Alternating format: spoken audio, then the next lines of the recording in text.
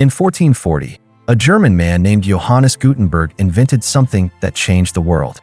And no, it wasn't the printing press. That was invented about 100 years earlier in China. Gutenberg's invention was something else entirely. In fact, it took about a year for someone to hand copy an entire book. He had an idea to cast entire pages from type directly into a mold. First, he would arrange the letters to form words, and then he would arrange the words to form lines. Then he would arrange the lines to form pages, and then he would arrange the pages to form books. It began in Italy in the 14th century and spread to the rest of Europe over the next 200 years.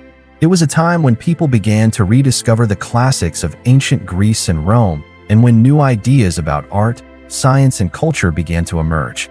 And while the Renaissance had been building for centuries, many historians agree that Gutenberg's printing press was one of the factors that helped to tip the balance and start this new era. Of course, this was all done with movable type, which is another invention that Gutenberg didn't invent but did perfect.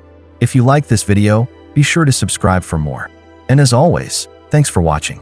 His printing press used movable metal type, which could be arranged and rearranged to make lots of books very quickly. And that's why Gutenberg is considered the father of the printing press.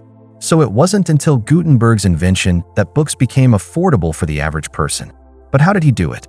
Well, his invention was a little wacky. And to see what it was, let's go back to the beginning. For hundreds of years, books were very expensive because they were made by hand. Before this time, most people couldn't afford to buy books.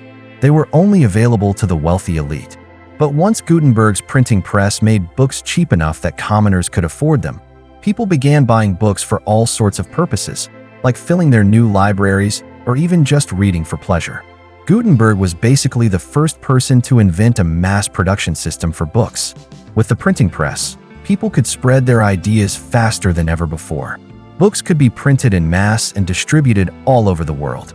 This led to a huge increase in literacy rates as more and more people had access to books, and the printing press also helped to spark the Renaissance. So how exactly did this change the world?